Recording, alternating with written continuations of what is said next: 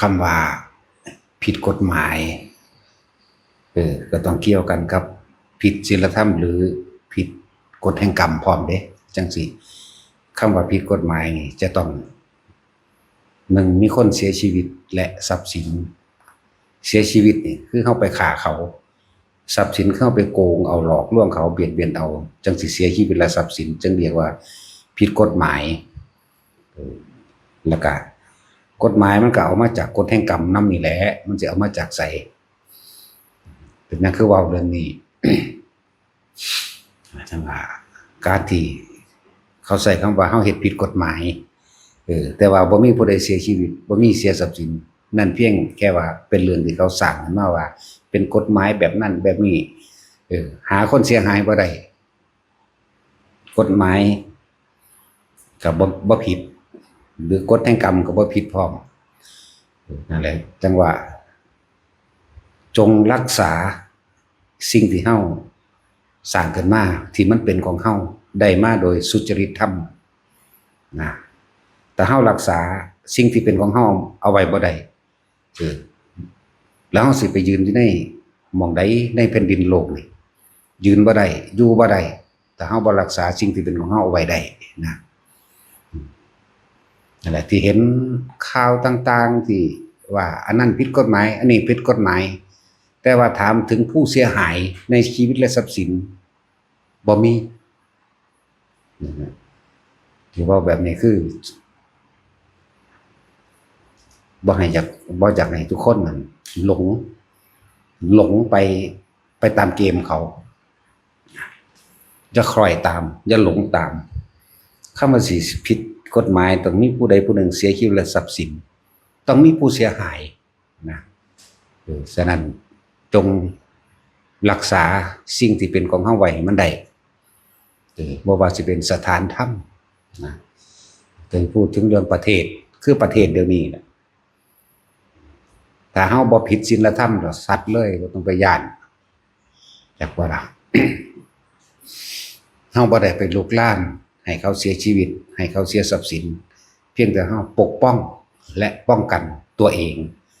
จากการลุกลามของผู้อื่นนี่ถ้ามันบ่ผิดศีลธรรมดอกกฎหมายก็บ่ผิดดอกนอกนั้นเป็นความเห็นแก่ตัวนอกนั้นเป็นความเบียดเบียนอยากได้ของผู้อื่นมาโดยอาศัยว่าผิดกฎหมายเล่ห์เหลี่ยมนี่คือเรื่องของประเทศเหมือนกันแต่เฮาบ่อาจสามารถรักษาแผ่นดินไทยเฮาไว้ได้เดี๋ยวเฮาสิไปยืนอยู่หม้องใดในโลกนี่ได้ตัวเองก็ยังรักษาประเทศตัวเองบ่ได้เนาะนั่นแหละจังว่าป้องกันสิ่งที่ตัวเองมีก็เรียกว่าถ้าเฮารักษาสิ่งที่มันเป็นของตัวเองไว้บ่ได้แล้วทั่วแผ่นดินโลกนี่เฮาสิไปยืนอยู่หม้องใดก็มีแต่การถูกข่มเหงและรังแกไปเลยตัวเว้าเรื่องประเทศก็ดีนะวันนี้เว้าเรื่องในครอบครัวก็เหมือนกัน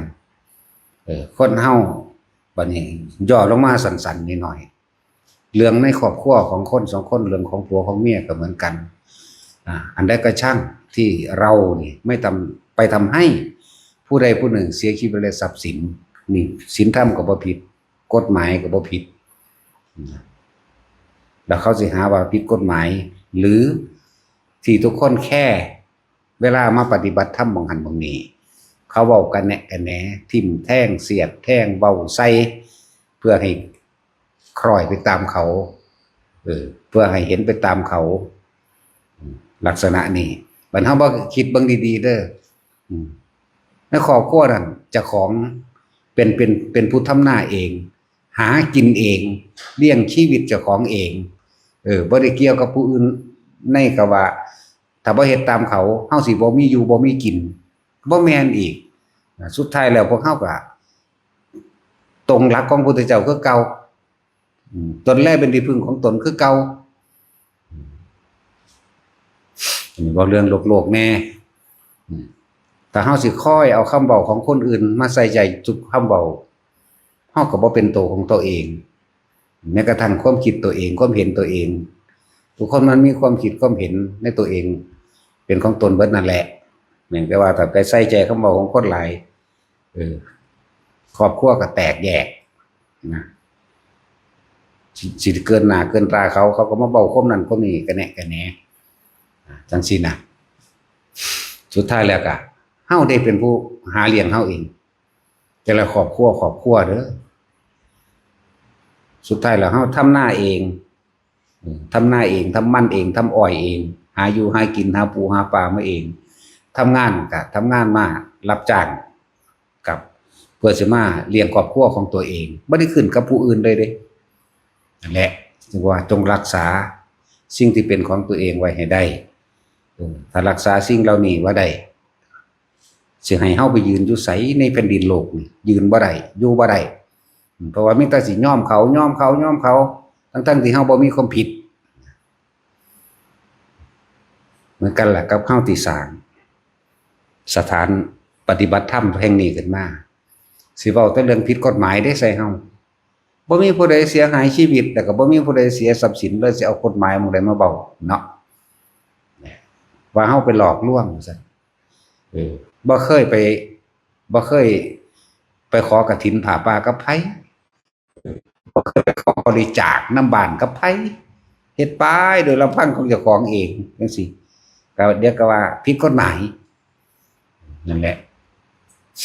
ว่าเฮาสร้างมันขึ้นมาได้ก็ต้องรักษาของเฮาให้มันไว้ได้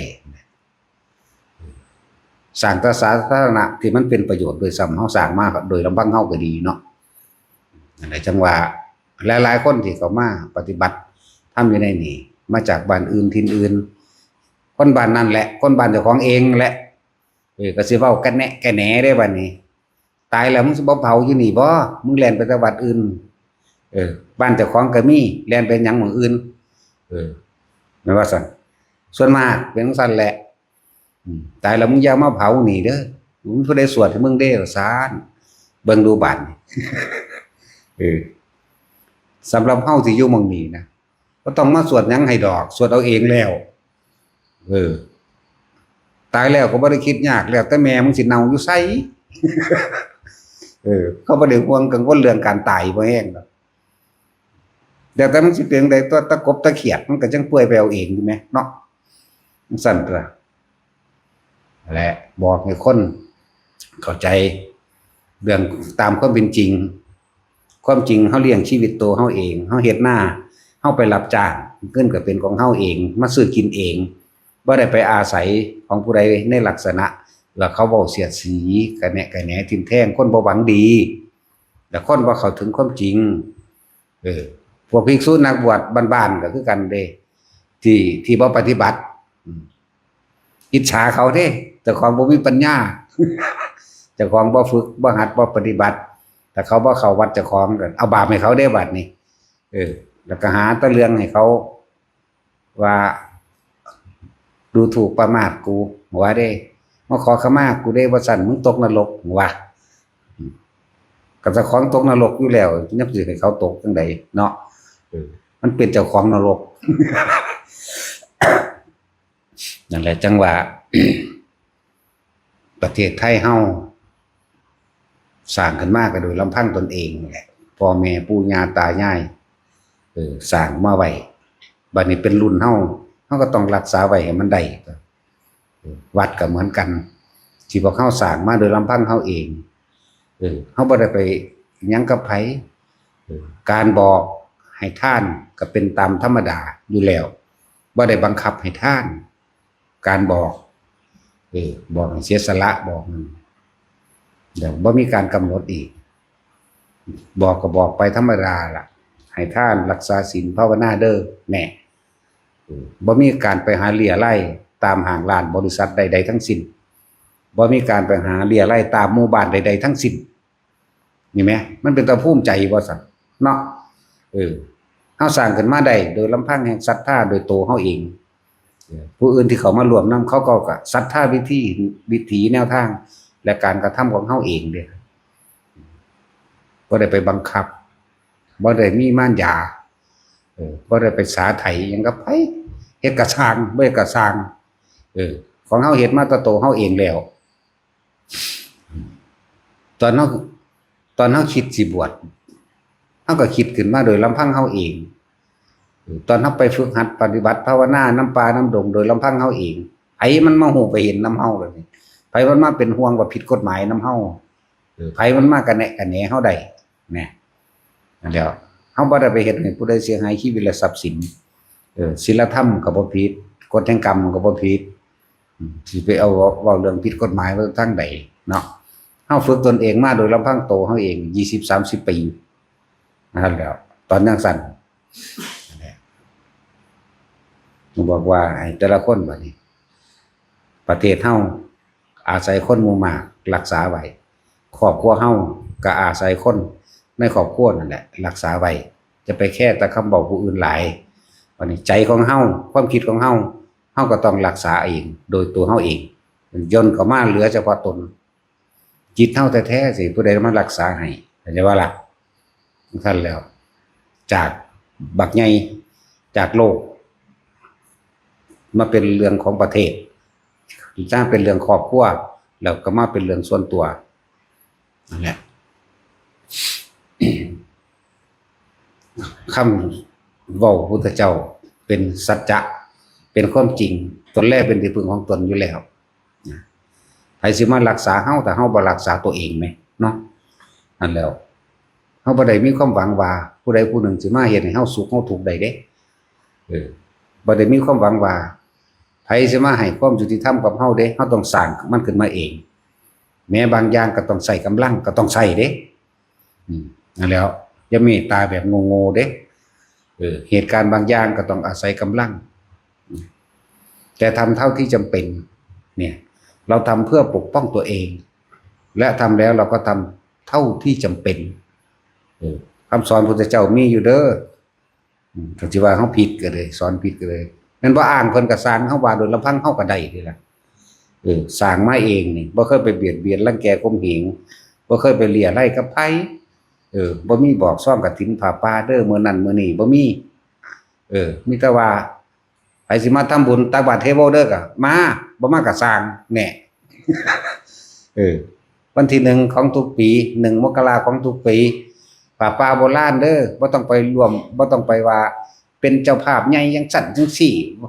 บ่ได้เกี่ยวผู้ใดมีผ้าผืนนึงผ้าเช็ดหน้าผืนเดียวก็ได้เป็นเจ้าภาพผ้าป่าแล้วแน่มันสิไปใส่จังซี่ก็กฐินฮอดบ่ทันได้ว่าซ้ำบ่ทันได้สิเอาซ้ำนั่นแหละจังว่ามั่นใจในสิ่งที่พวกเขาเฮ็ดนี่คือว่าเฮาบ่เคยไปทำลายเบียดเบียนให้ผู้ใดผู้หนึ่งเสียชีวิตก็ผิดศีลธรรมบ่แห้งแล้วมันก็ไปหาผิดกฎหมายและทรัพย์สินนี่ก็ผิดศีลธรรมอีกแล้วแล้วก็มันก็ไปทางหาผิดกฎหมายแต่ถ้ามันบ่ได้ผิดศีลธรรมเราเฮ็ดไปเลยนะเห็นหลายๆหม่องที่เขาทำทาเขาไปขอตรวจสอบวัดอย่างโน้นอย่างนี้ได้มายังไงโฉนดที่ดินอันนั้นอันนี้ถ้าบ่มาบำเพ็ญสาธารณประโยชน์นะกุศลบ่ต้องไปให้ความละเมิดใดๆทั้งสิ้นมันเป็นกระบวนการเป็นการทำลายตัวเห็นเริ่มขึ้นเห็นเรื่อยๆแล้วอันใดพอเฮ็ดแนวใดเฮ็ดเลยเฮามั่นใจในว่า1ไม่ทำให้ใครเสียชีวิต2ไม่ทำให้ใครเสียทรัพย์สินบ่เป็นการหลอกลวงบ่ได้เป็นไปด้วยความอิจฉาริษยาไผบ่ให้ผู้ใดเดือดร้อนนั่นแหละทั้งว่าให้มั่นใจในความจริงของตนนี่เรียกว่าธรรมคือความจริงย่อมรักษาผู้กระทำตามความเป็นจริงธรรมย่อมรักษาผู้ประพฤติตามนั่นแหละยังละสื่อบาลีมันตำนาฮะเรสุขังเสนติยังนั่นแหละนั่นแหละธรรมหมายถึงความจริงย่อมรักษาผู้ประพฤติกายวาจาใจสุจริตตามความเป็นจริงเกิดกลายเป็นสิ่งที่ปกป้องเฮาเองได้ยิ่งกว่าบุคคลอีกได้ยิ่งกว่าอาวุธใดๆทั้งสิ้นอีกเด้ธรรมนั่นแหละเรียกว่ามัคคะสิทธิฌานสิ่งที่เฮาเพ่งอยู่ในความดีนั่นเองฉีกหม่องมันบริสุทธิ์ใจเฮาบ่เคยคิดสิทำลายเบียดเบียนผู้ใดผู้หนึ่งเสียชีวิตและทรัพย์สินมันเอิ้นบริสุทธิ์เท่าตัวพี่เด้ตัวพี่เด้ตัวศีลมันแท้ๆตัวนี้เด้บ่เคยมีความคิดในการจะทำลายเบียดเบียนผู้ใดผู้หนึ่งเสียชีวิตและทรัพย์สินเลยตลอดทั้งคนและสัตว์นี่ ปกติจิตเลยล่ะนี่รู้ในตนเองเลยล่ะคำว่าศีลยังเป็นสื่อสมมติมันอยู่งดเว้นสมทานเออจนถึงสมทานงดเว้นโดยเจตนาสมทานแต่วิรัตขอจากพระให้เพิ่นบอกวิธีแนวทางให้มาปฏิบัติเจตนาตวิรัตเมื่อรู้วิธีปฏิบัติแล้วก็ตั้งใจเจตนาก็ดีตั้งใจแหละมันยังมีความตั้งใจอยู่ตั้งใจงดเว้นไม่ทำผิดใน5อย่างคือหาศีล5ก็ดีศีล8ก็ดีศีล200 300ก็สร้างตั้งใจยุ่นสมุจเฉทวิรัตเมื่อสมทานเมื่อของดเว้นโดยตนเองแล้วเมื่อเฮ็ดได้แล้วเอิ้นว่าเป็นปริเชษเป็นบริสุทธิ์ไปแล้วนะแต่ว่าของเฮาอันเดียวกันนั่นแหละมันเป็นปริเชษ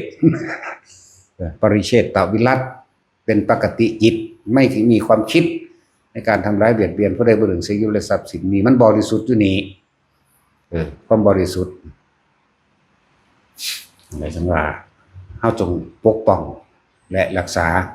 สิ่งที่เป็นของเฮาเอาไว้ให้ได้จะว่าบอกว่าเป็นของเฮามันกับคนมันเว้ามันฟังภาษาโลกภาษาธรรมบ่เข้าใจต้องบอกภาษาโลกรักษาไว้จ้ะจะจิตแล้วก็แต่ว่าในสิ่งที่เฮากระทำใดๆมานี่เพื่อสงเคราะห์โลกอย่างเดียวนี่บ่ล่ะได้นั่นได้นี่มาสงเคราะห์โลกสงเคราะห์ชนทั้งหลายคนทั้งหลายสัตว์ทั้งหลายนั่นเองบ่มีเก็บดอกมีแต่ไปอย่างเดียวมีแต่ออกอันใดเฮามีพ่อช่วยเหลือแบ่งปันซึ่งกันและกันเฮาก็ช่วยเหลือแบ่งปันคนไข้คนป่วยติดเตียงจนตายไป2แล้วก็มี เขาบ่มีอยู่บ่มีกินคนป่วยดูแลคนป่วยแล้วก็ตายไป2ยังป่วยอยู่คนหนึ่งจังซี่จนตายไปแล้วก็มีคนหม่องใดบ่มีอยู่มันมีกินเฮาก็แบ่งปันกันไปคนทุกคนอยู่ในนี่นั่นว่าเฮาเป็นสัตว์โลกร่วมเกิดแก่เก็บตายด้วยกันทั้งหมดทั้งสิ้นเนี่ยถ้าเฮาคิดว่าเพื่อนเกิดแก่เก็บตายด้วยกันทั้งหมดทั้งสิ้นเนี่ยมันสิไปมีเล่ห์เหลี่ยมมันยาประทางใดและจงรักษาเอาไว้สำหรับคนที่อิจฉาริษยาเห็นเราได้ดีกว่าพยายามโค่นล้มหรือหาเรื่องกับพวกเฮาโดยวิธีใดก็ช่างจงปกปักรักษาสิ่งที่ตัวเองสร้างมาด้วยศรัทธาตัวเองจึงบอกอันนี้ต้องเว้าย้ำอยู่เสมออย่าไปอ่อนไหวอย่าไปคอยตามเด้เฮ็ดจังใดเฮาก็ตายแล้วตายเพื่อรักษาปกป้องสิ่งใดสิ่งหนึ่งเอาไว้เพื่อผู้อื่นผมก็บอกอยู่เรื่อยอยู่รักอันนี้ชีวิตนี้มีไว้เพื่อผู้อื่นเท่านั้นเหลือไว้แต่การสร้างประโยชน์นั่นแหละชีวิตความเป็นอยู่อันประเสริฐสูงสุดแล้วคือการได้เกิดมาทำเพื่อผู้อื่นเท่านั้น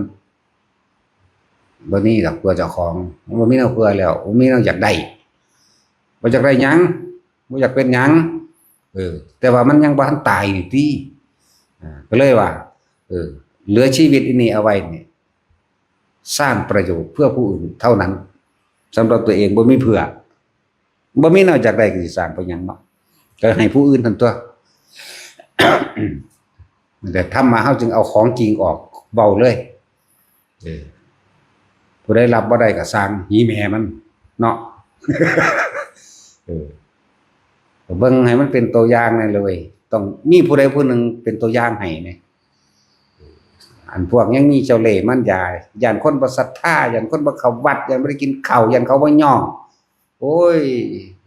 พวกสารเลว ยิ่งบวชเข้ามาแล้วเขาเอิ้นพระนั่นน่ะเบิ่งแต่ของดีๆเริ่มมันพระจริงหรือยังพระนี่แปลว่าผู้สละออกแล้วเด้บ่แม่นนั่นเชื่อว่าแต่งตัวเป็นภิกษุโกนหัวห่มผ้าเหลืองสิเอิ้นว่าพระเฮาบ่ทันได้ให้ค่าได้บ่งั้นนะจังว่าเฮาสถานที่นี่เนี่ยเป็นสถานที่ฝึกตนและก็สร้างคนให้เป็นพระเด้บ่แม่นไปเอาของคนมาตั๋วกินของเขาเด้สถานที่นี้เป็นสถานที่ฝึกตนนี่อันดับแรกเห็นบ่ฝึกตนต่อมาสร้างคนให้เป็นพระเป็นผู้เสียสละตัวเองทำเช่นไรย่อมบอกผู้อื่นให้เป็นเช่นนั้นตัวเองสร้างกับตัวเองก่อนได้ล่ะ ฝึกตนดีแล้วจึงฝึกผู้อื่นได้ด้วยความหมายนั่นนะแต่พอฝึกตัวเองของได้แล้วมันจะไปฝึกผู้ใดๆแบบนี้นอกนั้นเป็นมิตรเจ้าเล่ห์มันยาแต่เขาบ่เฮ็ดนำกับบาปเอ้ยสิบาปเอ้ยว่าตกนรกเบิดนั่นแหละว่าเด้บ่ตกคือมึงแล้วมึงอยู่ในมหาเวทีอยู่ ถึงสั่นแล้วนั่นแหละประเทศเฮาอาศัยความสมัครสมานสามัคคีรักษากันร่วม100 ล้านดวงใจนี่ให้เป็นหนึ่งเดียวเพื่อรักษาสิ่งที่ตัวเองมีอยู่คือประเทศต่อมาครอบครัวเฮาในระหว่างผัวเมีย2 คนนะครับ2 ดวงใจนี่รวมกันเป็นหนึ่งเดียวรักษาสิ่งที่ตัวเองมีอยู่ต่อมาคนเดียว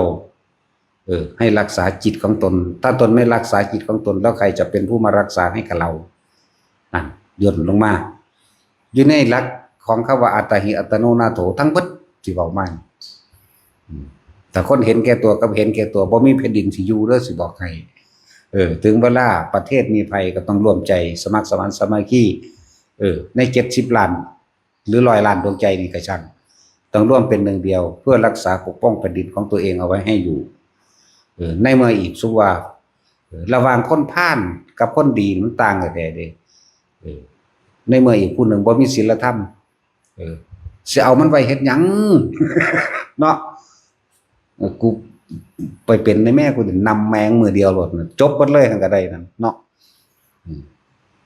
คือว่าแบบว่าเพราะมีผลประโยชน์เข้าไปปะปนจะพูดถึงจิตใจประชาชน99% คนแล้วบอกเมียนโลดคือเรื่องที่เขาลบกันอยู่เดี๋ยวนี้เนาะนี่เอาขึ้นรถไปหยังแม่นบ่ล่ะเอาขึ้นเบิดหันก็ได้ตัวมันแม่นของเขาเด้นั่นน่ะมันก็เสียดายเลือดเนื้อบรรพบุรุษสร้างไว้พูนไหลมาตะพระนเรศวรพุ่นเด้พระนเรศวรพระเจ้าตากสร้างไว้เบิดเด้นั่นน่ะ1 2 3 4 5เพิ่นก็รักษาว่าตอนนี้กำลังเข้าสู่บ่ได้กับปั่นเขาในจักหน่อย สู่เขาบ่ได้แต่ถึงเวลาที่เฮาเอาได้แล้วเฮาคือเบาขึ้นนอนะเหมือนกูฟาดแมงตายเบิดเลยได้ปานนี้ มื้อเดียวจบสัตว์เบิดเลยเติมบ่ลงไปหั่นสิเอาทหารน้อยๆไปรบเฮ็ดหยังลูกบักใหญ่มีอยู่แม่เนาะสัตว์แมงโลดโอ้มีบ่ได้กล้าแบบนี้เด้เนาะ เขาสิว่าเสียภาพพจน์เป็นพระไม่สอนวิปัสสนาว่าจังนั้นเสนอหาแมงมันเมียนแมงหรือบ่มีแผ่นดินสิอยู่มึงจะไปสอนหม้องใดเดี๋ยวนี้เนาะบ่มีแผ่นดินสิอยู่มึงจะไปนั่นใดมีรั้วมีก็เอาก็ของเจ้าของได้นั่นนะเธอเว้าถึงประชาชนหาปืนผู้ละกระบอกไปยิงเอาเองโดดนะเขาบ่กล้าเฮ็ดกันเลย นั่นแหละเว้าเรื่องซี่บ่หาตานั่นดอกเขาเข้าใจโพดดอกว่าเขาเว้าเรื่องใดแม่นบ่ล่ะคนมันบ่ได้โง่ปานนั้นดอกมนุษยธรรมแต่อีกพวกหนึ่งมันบ่มีก็เฮ็ดให้มันมีซั่นตัวยึดไปเบิดแล้วโอ้ยเขาคือสิดีใจครับเนาะได้มาเป็นคนไทยได้อยู่เป็นอิสระซั่นแล้วนั่นแหละเว้าเรื่องประเทศก็ต้องเป็นแบบนี้แหละ ทหารหรือประชาชนทุกคนก็ร่วมมือร่วมใจต้องออกรบสู้สุดใจทุกคนตัวเฮ็ดได้ก็ตายอยู่แล้วตายเพื่อรักษาสิ่งที่ตัวเองมีอยู่เฮาบ่ได้ไปเบียดเบียนไผมันบ่ไปนรกดอกพวกชนทหารกล้าทั้งหลายบางคนมันก็ไปเป็นเทวดาไปชั้นสูงก็ได้แต่มันบ่ไปเดี๋ยวนี้มันอยากอยู่เป็นสยามเทวาธิราชอยู่พอสำนี้แหละกับทหารเอาถึงทหาร มันอยู่เป็นพุ่มเทวดาลุกะเทวดามันจังอยู่ใกล้มนุษย์ห่วงแผ่นดินบ่ต้องนรกดอกทหารทุกคนน่ะเหมือนวันออกพรรษานี่เฮาก็ตื้มให้อีกแล้วก็บอกให้มันไปมันก็ยังบ่อยากไปมันห่วงแผ่นดินเห็นบ่มันซั่นแล้วของเฮาก็เฮ็ดอยู่เรื่อยอยู่เนาะอันนี้พูดถึงความสมัครสมานสามัคคีเด้อ100 ล้านดวงใจร่วมเป็นหนึ่งเดียวรักษาไว้ซึ่งอธิปไตยคือแผ่นดินไทย เอาสืบไว้พ่อแม่ปู่ย่าตายายสร้างมาโดยเลือดเนื้อมันเป็นธรรมดาเด้มาถึงยุคเจ้าของแล้วเสียมันสูญเสียไปได้จังไดนี่แต่เฮาบ่ซอยเฮาเองอุ้ยแต่ไปฟังตั้งแต่ความผู้อื่นเหมือนกันแหละกับเฮามีชีวิตครอบครัวฟังความผู้อื่นออกไป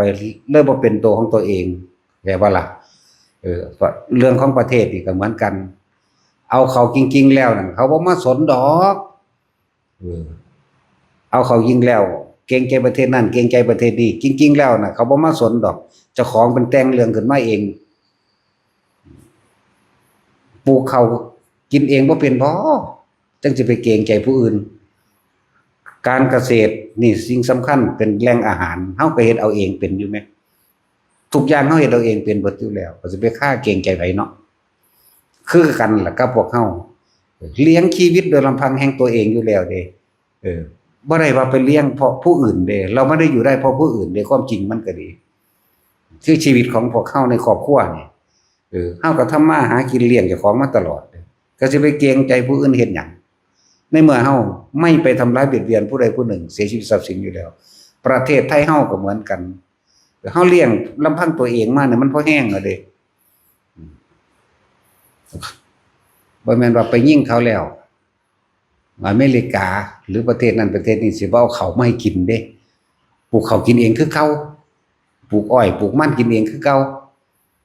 จังซั่นแหล้วมันต้องเงิดเนาะทองคำในแผ่นดินเฮาก็มีน้ำมันเฮาก็มีทองคำก็มีน้ำมันก็มีแร่ต่างๆดีบุกต่างๆมีเบิดทุกอย่างหมดป่าไม้ทรัพยากรอุดมสมบูรณ์ไร่นาเลือกสวนไร่นาป่าอ้อยป่าส่วนอย่างมีครบเบิดทุกอย่างมันจะไปเกรงใจอีหยังกับประเทศนั้นประเทศนี้ปานว่ามันมาหาเนื้ออยู่เนื้อกินมันหาข้าวให้เฮากินบ่เอ้ยเอามาเพิ่มมันเป็นหยังจริงๆมันเป็นของไทยอยู่แล้วเราเจ้าตากอยู่บางเด้ตัดข้อแมงเบิดเนาะประสินแล้วศูนย์พอแห้งก็ได้อันก็ได้แต่เล่าอันนั่นอยู่เล่าศูนย์คักแล้วตัวนี้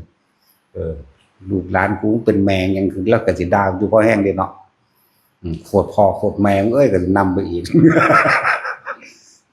สักกูอยู่บางเด้กูได้เมียนแมงเบิดถึงว่าหั่นเด้เนาะมันซั่นแล้ว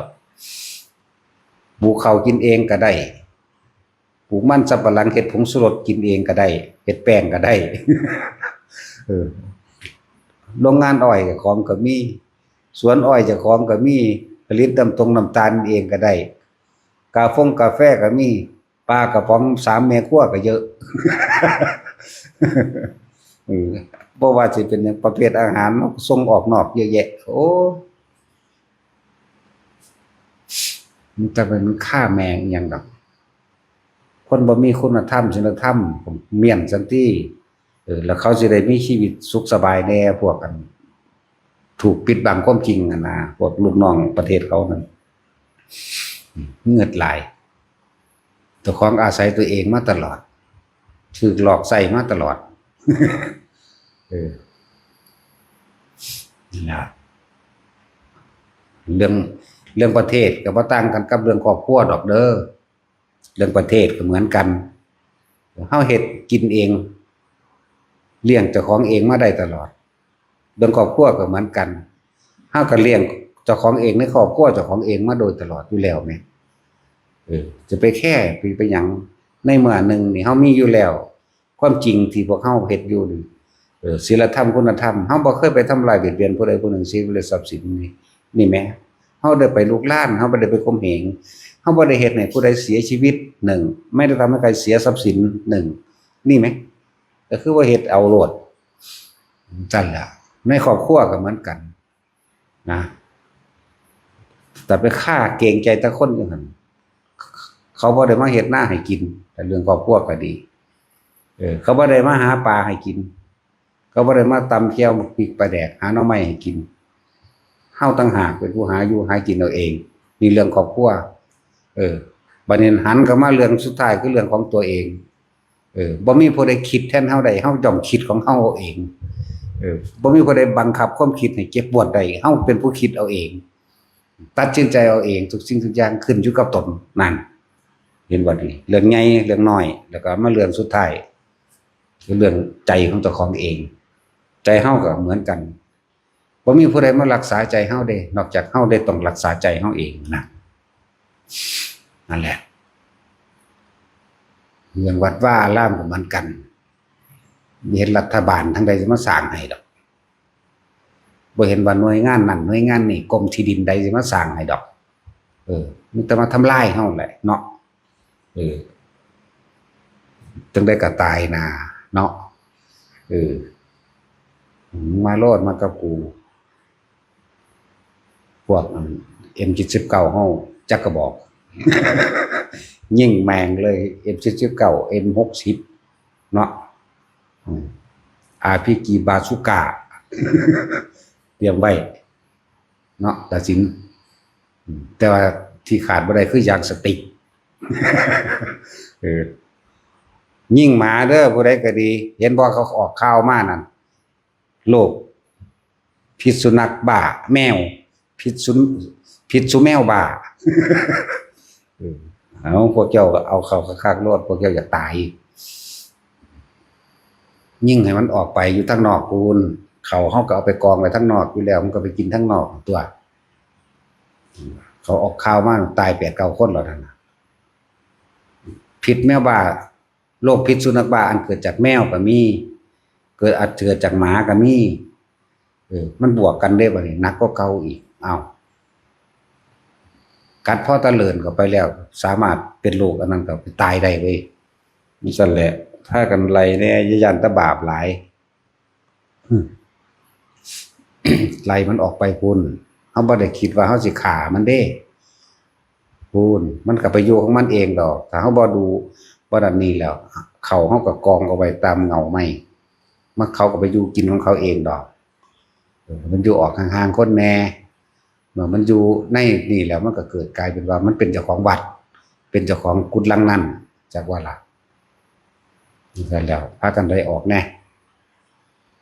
โอ้ยย่านบาปซั่นโอ้ยล่างทำมันบ่ผิดกฎหมายนี่สร้างโรงขุนนั่นแหละขุนหมาเนาะตัดสินตั้งงัวขุนก็ยังมีกับหมาขุนมันก็สิบ่มีบ่เดี๋ยวนี้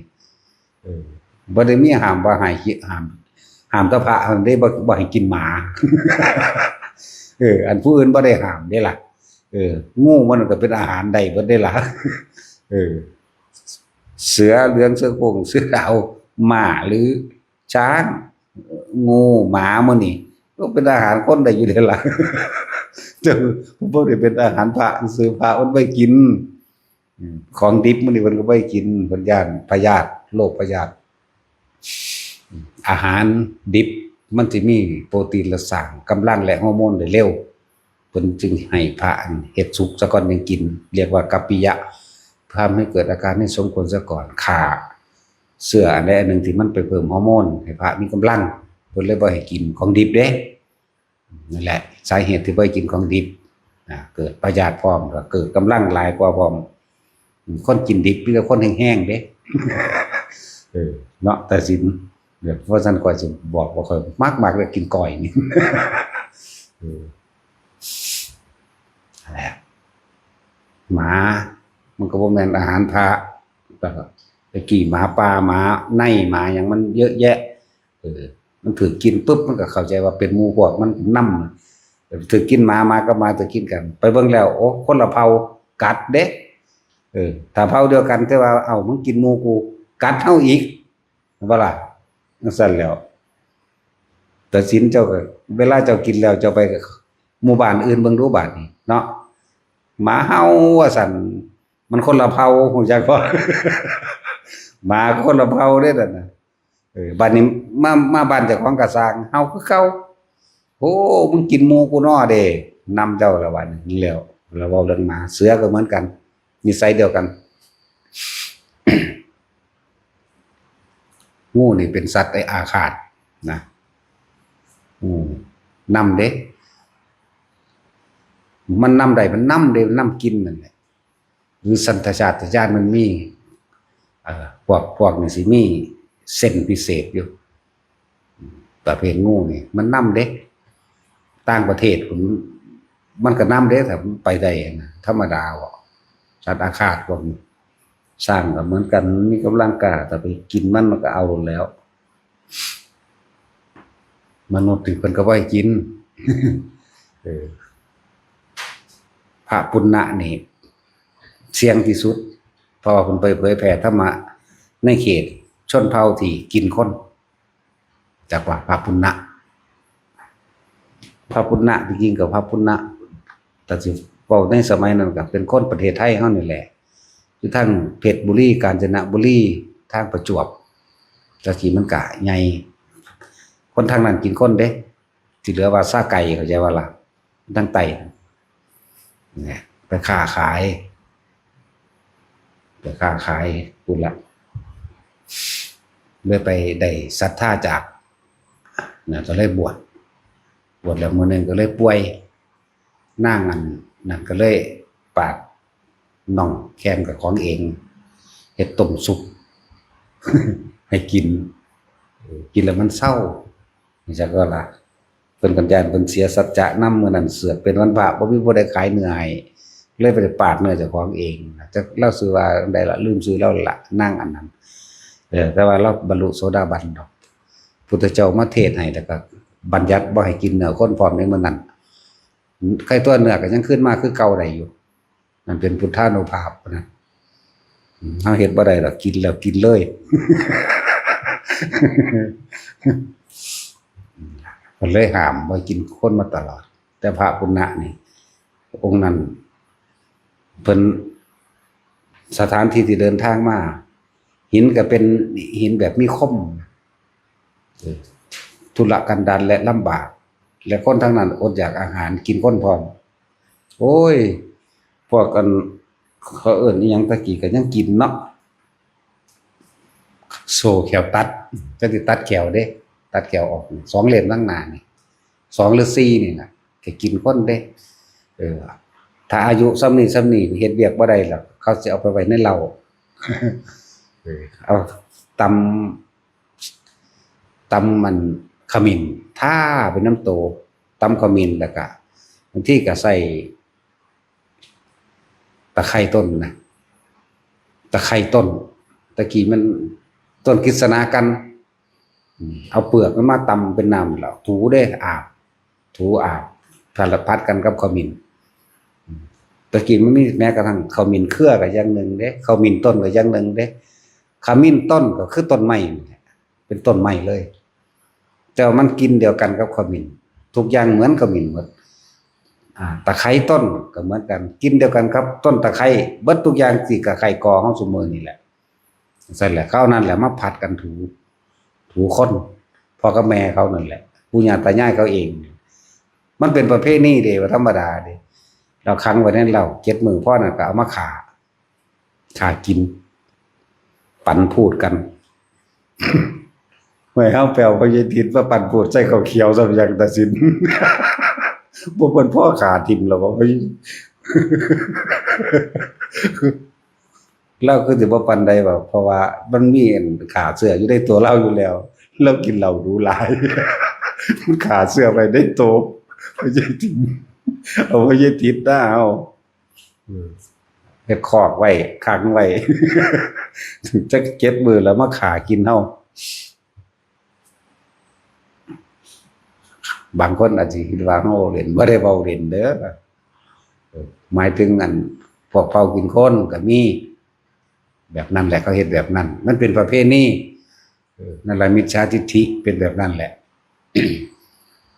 บ่อาจสามารถที่เขาขนาดพุทธศาสนาเกิดขึ้นแล้วเขาก็บ่ยอมรับเอานะ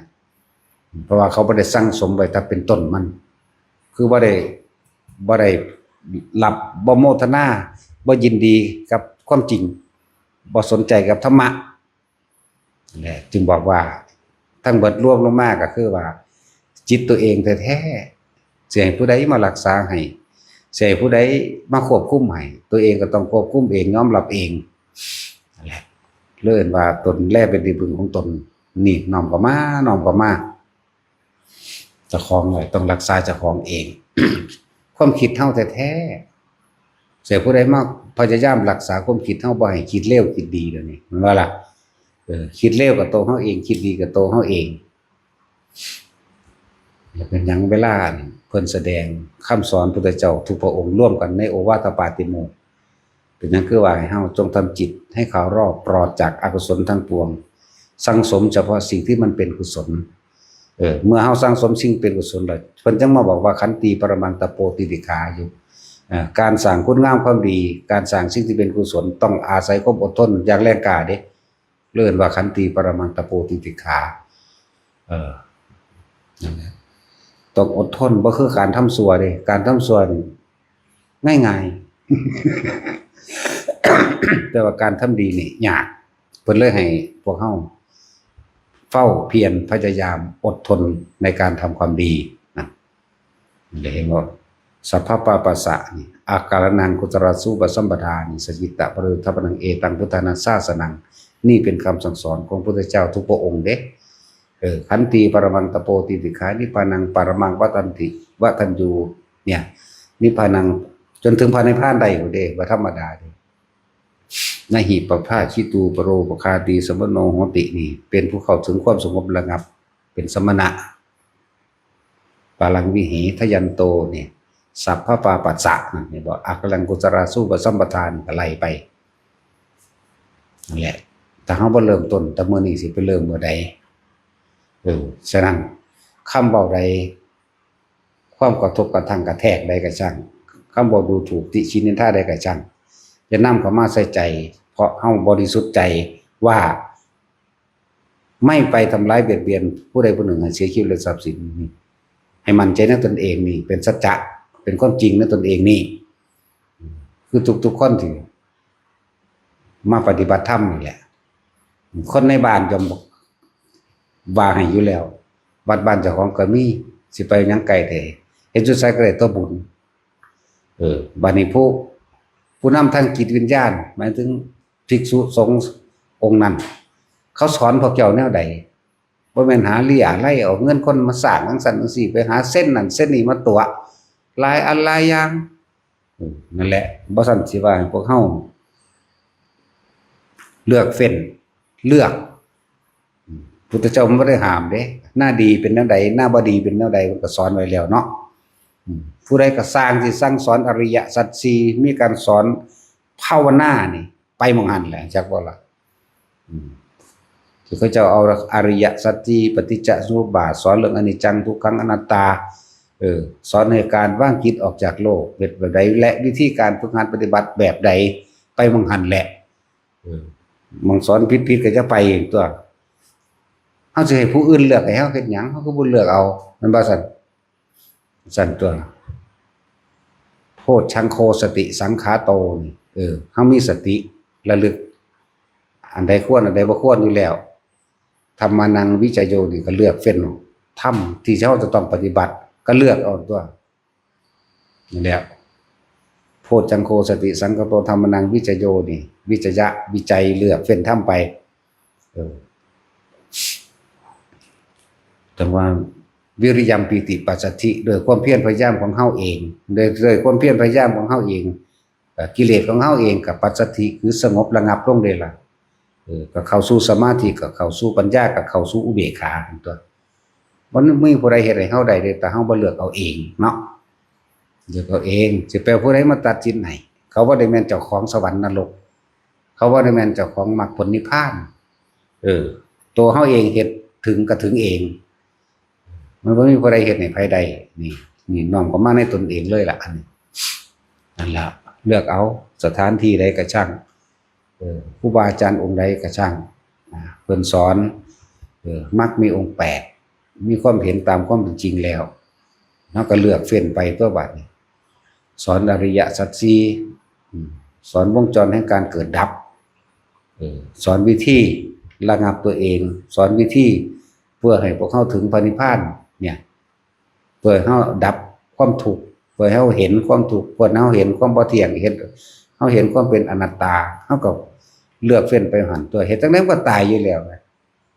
ก็คิดเบิ่งตั้งแต่ความเป็นอยู่ชีวิตครอบครัวเขาเองเขาก็ยังเลี้ยงตัวเองอันนี้เป็นเรื่องเน้นเข้ามาในเรื่องส่วนตัว สิสุขหรือทุกข์กับตัวเฮาเป็นผู้คิดเองสุขหรือทุกข์อยู่ที่ความคิดเด้มันบ่ล่ะหยุดคิดนั่นแหละจึงไม่สุขไม่ทุกข์อยากว่าล่ะสุขหรือทุกข์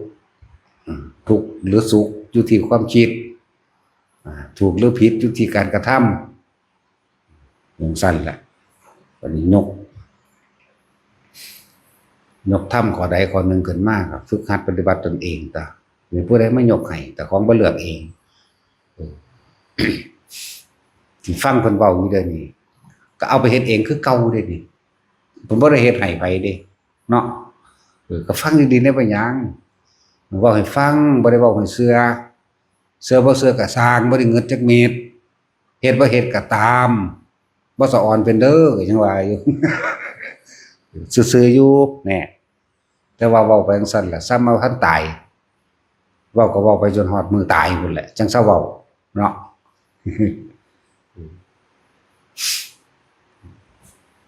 ทุกอย่างเฮ็ดแล้วเป็นของเฮาเด้สิ่งใดที่ออกจากจิตเจตนาที่เฮาเฮ็ดไปนั่นแหละเป็นของเฮาคำว่ากรรมแท้ๆมันเกิดจากไสเกิดจากความคิดจิตเจตนานั่นเองฟังดีๆจิตเจตนาแหละเป็นตัวกรรม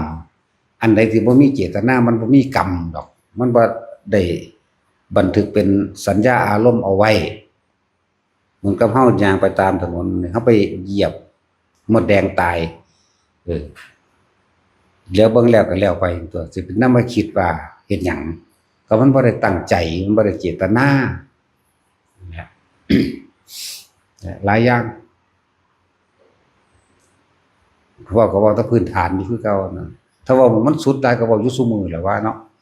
เว้าแต่เรื่องนิพพานแล้วมันเครียด เว้าเรื่องคนพาลนี่ก็ใครเนาะตัดสินเฮาเฮามันแบบพาลอยู่เด้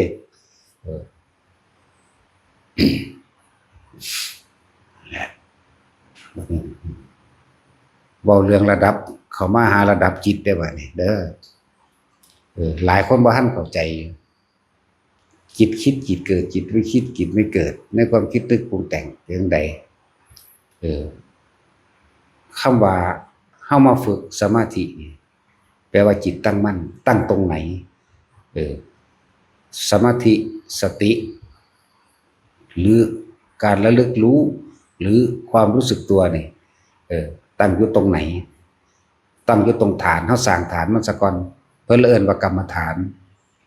กรรมะแปลว่าการกระทำอยู่ฐานที่ตั้งแห่งการกระทำเอามาตั้งไว้หน้าผากเฮาเป็นอันดับต้นซะก่อนเป็นวิธีการเพื่อจะฝึกตัวเองเพื่อให้เห็นความคิดเจ้าของ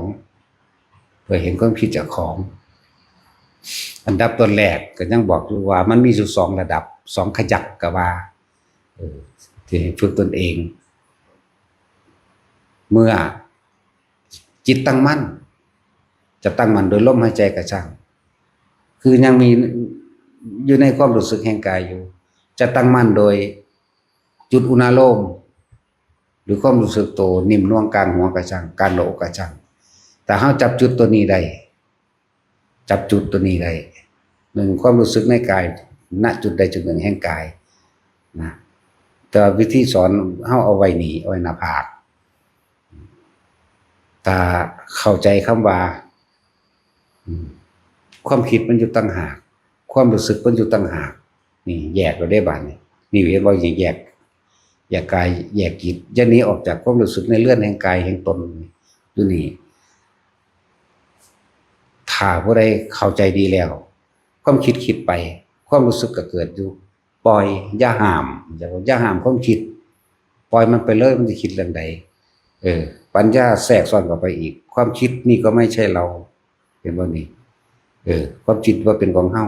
แล้วความคิดนี่ก็ว่าเที่ยงบ่จีรังอย่างยืนไม่คิดอยู่เฉพาะเรื่องเดียวนี่เห็นความเกิดดับเลิศเห็นความเกิดดับของความคิดบ่จีรังอย่างยืนความคิดบ่เที่ยงถ้าเมื่อไหร่กำลังเฮาบ่ตั้งมั่นเฮาจะไปคิดน้ำมันความรู้สึกนี่สิออกจากวันนี้ความรู้สึกในเลื่อนกายเฮาสิออกเลยไปมีอารมณ์อยู่อย่างอื่นเกิดความรู้สึกพอใจและไม่พอใจความรู้สึกของตรงนี้เป็นความรู้สึกแห่งอุเบกขาเด้ เป็นความรู้สึกอุเบกขาเป็นความรู้สึกที่บ่มีเจตนาในสิ่งที่มันคิดแล้วอันแล้วบอกอีกศัพท์หนึ่งสิเปรียบเทียบอีกอย่างหนึ่งตาเฮามีหน้าที่เห็นเฮาสิไปทางใดก็ช่างต้นไม้ต้นข้อต้นกุงต้นจิกต้นกล้วยคนสัตว์สิ่งของเฮาเห็นเบิดตาเฮานี่มันมีหน้าที่เห็นเด้แต่ในสิ่งที่เห็นบ่นะเฮาบ่นำก็มาคิดนี่อารมณ์ความรู้สึกเกิดได้บ่เกิดบ่ได้หูเฮามีหน้าที่ได้ยินจมูกเฮามีหน้าที่ได้กลิ่นลิ้นเฮามีหน้าที่รสชาติอาหารกายมีหน้าที่สัมผัสกระทบรู้สึกเจ็บแสบปวดร้อนหนาวแต่ว่าทั้งเบิดนี่ขึ้นอยู่กับจิตแต่บ่คิดแล้วมันเกิดหยังขึ้นบ่ได้เด้พ่อเข้าใจบ่นี่แต่ผู้ใดว่างจิตเป็นกลางใดนี่ขึ้นว่าอื่นผู้ใดว่างจิตเป็นกลางใดผู้นั้นสิพ้นจากทุกข์ภัยทั้งปวงตานี่เห็นคนสูงคนต่ำคนดำคนขาวผู้ยิ่งผู้ชายหมูหมากาไก่ต้นมงต้นไม้เห็นรถเห็นเรือยังก็ว่าไปเห็นชีฟ้าเห็นฝนตกเห็นยังก็เห็นไปแต่ว่าเฮาบ่นำก็มาคิดจักอย่างนึงความทุกข์ความสุขเกิดบ่ได้เด้ความพอใจและบ่พอใจนั่นแหละมันเกิดบ่ได้เพราะว่าเฮาบ่นำก็มาคิดแต่ผู้ใดว่างคิดลักษณะนี้ได้เป็นอันว่าพ้นผ่านละมีเท่านี้นึงเด้อะไรจังว่าถ้าเฮาสินำทุกอย่างที่เห็นที่ได้ยินมาคิดมันเป็นบ้าเบิดนั่นแหละ มันจะมีการฝึกบัดนี้เอื่นว่าจิตเห็นจิตจิตเห็นจิตเป็นมรรคผลอันเกิดจากจิตเห็นจิตดับตัวเด้นั่นดับตัวมันบ่มีความรู้สึกที่ไปพอใจและบ่พอใจกับสิ่งที่เฮาเห็นหูได้ยินจมูกได้กินก็คือได้กินสัญญาอารมณ์มันก็รู้อยู่แล้วมันว่าหอมว่าเหม็นเนี่ย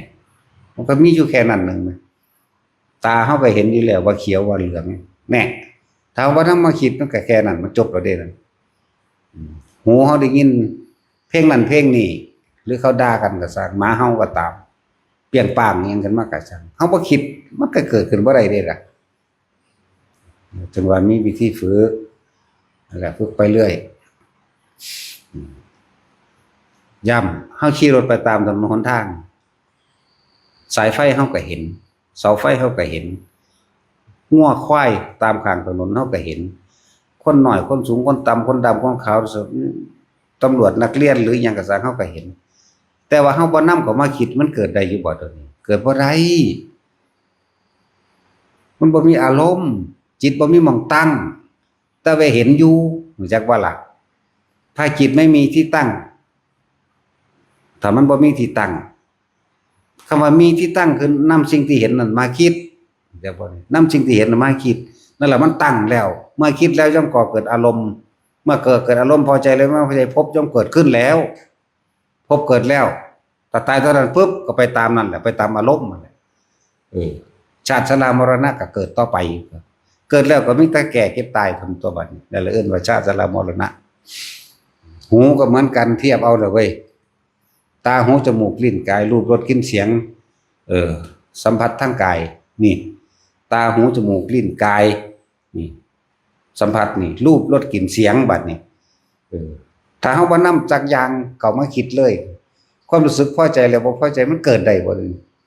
ผู้ใดก็เคยขี่รถผ่านทางตัว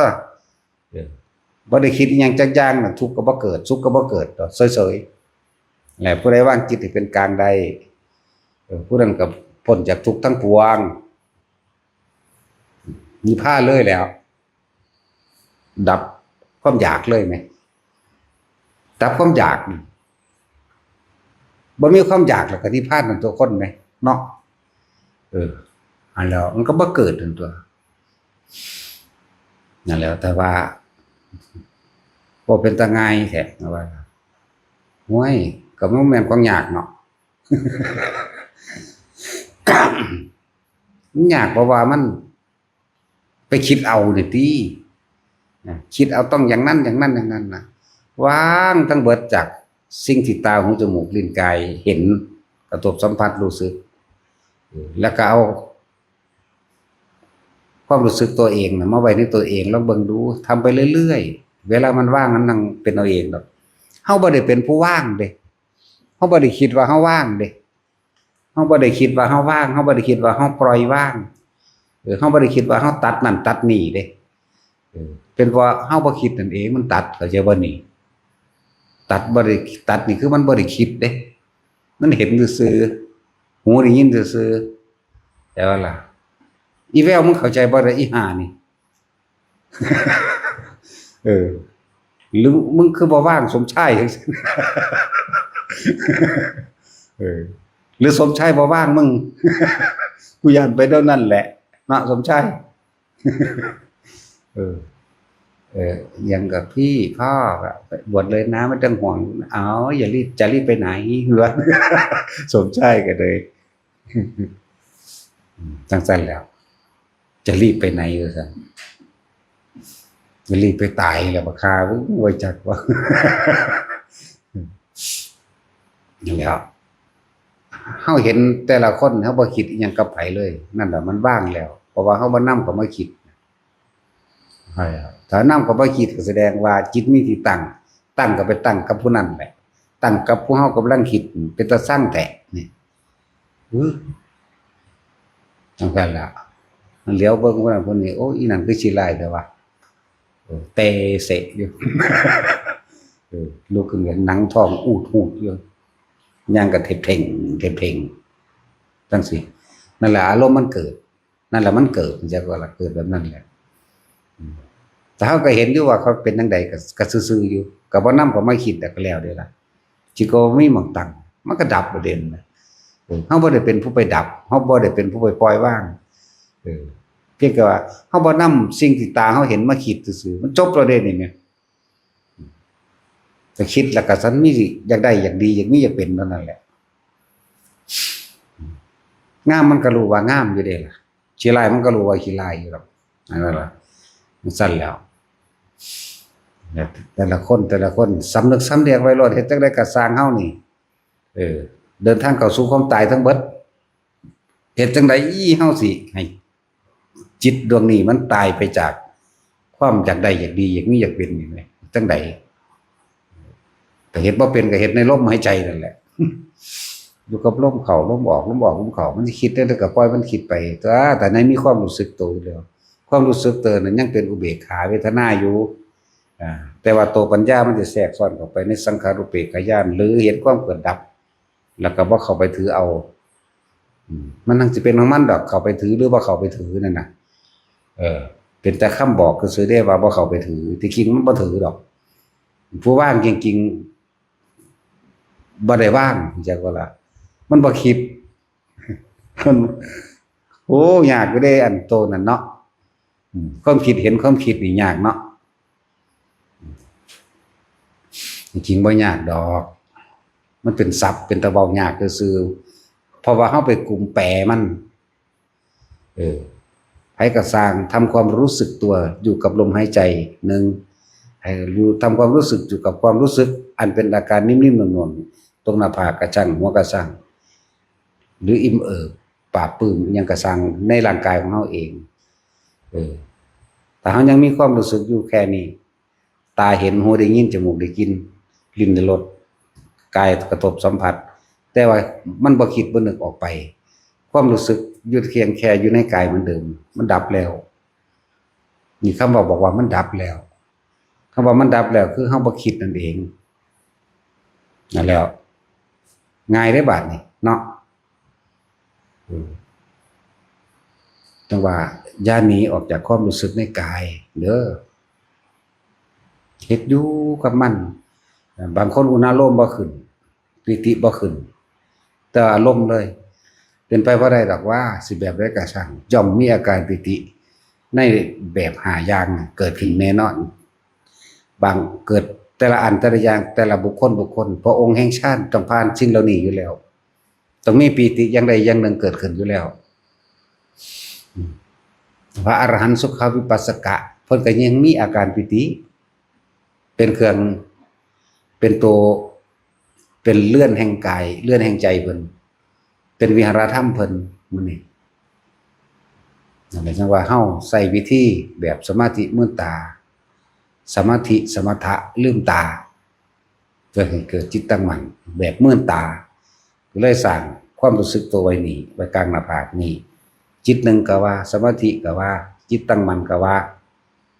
รู้สึกตัวทั่วพร้อมก็ว่านี่บัดนี้เอาง่ายๆคนที่เฮ็ดเป็นแล้วนิ่มๆนุ่งๆอยู่กลางหน้าผากแค่นั้นแหละใช้ได้แล้วบ่ต้องไปเพิ่มเติมหยังกับมันอีกบ่ต้องไปคิดหาหยังอีกบ่ต้องได้เอาเข้าบ่ต้องเอาออกทำอยู่กับความรู้สึกตัวนั่นแหละมันสิเป็นเอาเองดอกต่อไปนั่นแต่คิดมันตั้งมั่นแล้วก็เบิ่งมันเป็นเอาเองอยากเป็นกับมันจักว่าล่ะอยู่ตรงนี้บางคนมันเวลามันเป็นมันวุบลงมากลางอกอิ่มปราบปลื้มอยู่ในหั่นแหละเป็นความรู้สึกที่บ่แม่นความรู้สึก จักสิวางได้นั่นแหละแล้วแต่ว่าผู้ใดเป็นก็รู้ผู้ใดบ่เป็นก็คิดเอาซะก่อนแต่ว่าคิดเอาเฮ็ดจังไดก็บ่รู้หรอกต่อให้หมดรู้นั่นแหละจึงรู้อยากว่าล่ะ หมดความคิดอยากฮู้อยากเห็นเบิดรู้คือเอาคำผู้นั้นเอาคำผู้นี้อันนั้นอันนี้มาเปรียบมาเทียบเบิดรู้บ่สนใจหรอกเว้ยนี่แน่จังรู้หยังรู้ว่างรู้ความว่าง แต่พอมองจังซี่แล้วอย่าเครียดเนาะอย่าเครียดทำจิตให้ตั้งมั่นหรือทำความรู้สึกตัวอยู่ในกลางหน้าผากบางทีมันเกิดกับเป็นหัวก็ให้รู้สึกตัวในหัวเด้อมันมาอยู่กลางอกก็อยู่ในอกมันเป็นเนื้อกระตุกอยู่ตามร่างกายจุดต่างๆก็จังมันก็ให้รู้สึกตัวอยู่ซื่อๆนั่นแหละแต่ว่าโดยส่วนมากถ้าเฮาฝึกเป็นแล้วมันสิมาอยู่กลางหน้าผากนี่บางทีก็เคลื่อนขึ้นบนหัวมีความคือจังมันหัดหัวเฮานี่ก็รู้ว่ามันหัดไปซื่อๆอย่าไปปรุงแต่งหยังกับมันก็รู้ว่าจังซั่นซื่อๆบางทีมันเนิบหน้าบนหัวที่มันคนลุกสู้ซ่าขึ้นไปบนต้นก็รู้ซื่อๆว่าจะไปคิดปรุงแต่งหยังกับมันรู้อยู่หั่นแหละมันสิเคลื่อนไปเคลื่อนมาทางใดก็รู้ได้ความรู้สึกโตอยู่แบบนั้นแต่ปัญญาค่อยแทรกอีหยังก็สร้างบ่เที่ยงบ่แท้แน่นอนจากอย่างมันบ่แทรกอยู่จังซั่นนี่ปัญญาแห่งที่สุดแห่งปัญญาก็คือความเห็นอนิจจังอนัตตาเท่านั้นแหละอันอื่นๆมันเป็นแค่เครื่องประกอบแล้วก็ความปล่อยความว่างบ่เข้าไปถือมั่นในสิ่งทั้งหลายทั้งปวงที่มันเกิดขึ้นมันดับไปซื่อๆเด้ตอนนี้นึงเด้เห็นตามความว่าเป็นจริงคำว่าวิปัสสนานั่นน่ะเห็นตามความเป็นจริงว่าอันนี้เกิดแล้วมันก็ดับดอกบ่มีหยังแทรกอยู่จังซั่นดอกเห็นอนิจจังอนัตตานั่นแหละแล้วก็บ่มีความเข้าไปถือเอาคำว่าบ่เข้าไปถือเอาในสิ่งทั้งหลายทั้งปวงก็คือบ่นำเข้ามาคิดนั่นแหละเข้าใจบ่ล่ะก็แค่บ่นำมาคิดนี่เอานี่คนลุกเว้อก็รู้นั่นนี่ก็รู้สึกตัวนั่นแหละบ่แม่นคิดหยังนั่นแล้ว